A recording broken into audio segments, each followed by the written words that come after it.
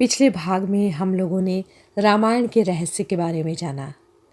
कुछ रहस्य और भी हैं जिसे आज रियल टू रील के माध्यम से मैं पूजा भारती आप लोगों के सामने लाना चाहती हूँ। आइए जानते हैं। रामायण में एक घास के तिनके का भी रहस्य बताया गया है। आज तक हमने हमारे ग्रंथों को सिर्फ पढ़ा है, समझने की तो कोशिश ही नहीं की है। रावण ने जब माँ सीता जी का हरण करके लंका ले गया, तब लंका में सीता जी एक वृक्ष के नीचे बैठकर चिंतन कर रही हैं। रावण बार बार आकर माँ सीता जी को धमकाता था, लेकिन माँ सीता जी कुछ भी नहीं बोलती थी। यहाँ तक कि रावण ने श्री राम जी के वेशभूषा में आकर माँ सीता जी को भ्रमित करने की भी कोशिश की, लेकिन फिर भी असफलता हाथ लगी। रावण थक हार कर जब अपने शयन कक्ष में गया तो रानी मंदोदरी ने उनसे कहा, आप तो श्री राम का वेश धर कर गए थे, फिर क्या हुआ? रावण बोला, जब मैं राम का रूप लेकर सीता के समक्ष गया तो सीता मुझे नजर ही नहीं आ रही थी। रावण अपनी समस्त ताकत लगा चुका था, लेकिन जिस जगत जननी माँ को आज तक कोई नहीं समझ सका, उन्हें रावण कैसे समझ पाता? रावण एक बार फिर आया और बोला, मैं तुमसे सीधे सीधे संवाद करता हूँ, लेकिन तुम कैसी नारी हो, मेरे आते ही घास का एक तिनका लेकर उसे ही घूर घूर कर देखने लगती हो। क्या घास का तिनका तुम्हें राम से भी ज्यादा प्यारा है? रावण के इस प्रश्न को सुनकर माँ सीता जी बिल्कुल चुप हो गई और उनकी आंखों से अश्रुओं की धारा बहने लगी।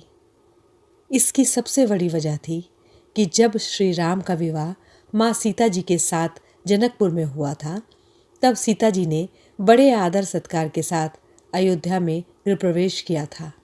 बहुत उत्सव मनाया गया था अयोध्या में। प्रथा के अनुसार नववधु विवाह पश्चात जब ससुराल आती है, तब उनके साथ कुछ भी मीठा पकवान उसे बनाना होता है, ताकि जीवन भर घर में मिठास बनी रहे। इसीलिए माँ सीता जी ने उस दिन अपने हाथों से घर पर खीर बनाई और समस्त परिवार, राजा दशरथ, तीनों रानियां सहित चारों भाइयों और मुनि, ऋषि, संत, गुरु सभी को भोजन पर आमंत्रित किया गया। माँ सीता ने सभी को खीर परोसना शुरू कर दिया और भोजन शुरू होने ही वाला था कि जोर से हवा का एक झोंका आया। सभी ने अपनी अपनी पत्तलें संभाली। सीता जी बड़ी गौर से देख रही थीं। ठीक उसी समय राजा दशरथ जी की खीर में एक छोटा सा घास का तिनका गिर गया, जिसे माँ सीता ने देख लिया था, लेकिन अब खीर में हाथ कैसे डाले, यह प्रश्न आ गया।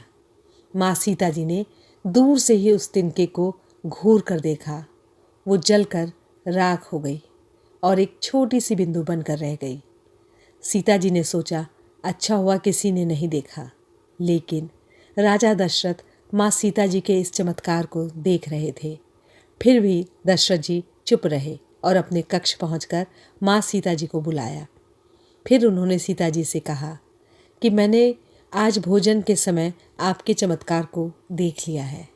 आप साक्षात जगत जननी स्वरूपा हैं, लेकिन एक बात आप मेरी ज़रूर याद रखिएगा। आपने जिस नज़र से आज उस तिनके को देखा था, उस नज़र से आप अपने शत्रु को भी कभी मत देखना, क्योंकि आप करुणामयी हो, दयामयी हो, प्रेममयी हो। समस्त जीवों को आपकी कृपा कटाक्ष चाहिए।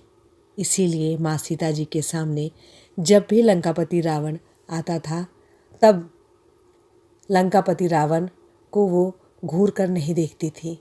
वो उस घास के तिनके को उठाकर राजा दशरथ जी की बात को याद कर लेती थी।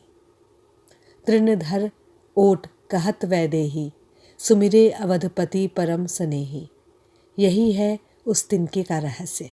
माता सीता अपने नज़र से जिसे भी ऐसे घूर कर देख ले, वो राख हो जाता।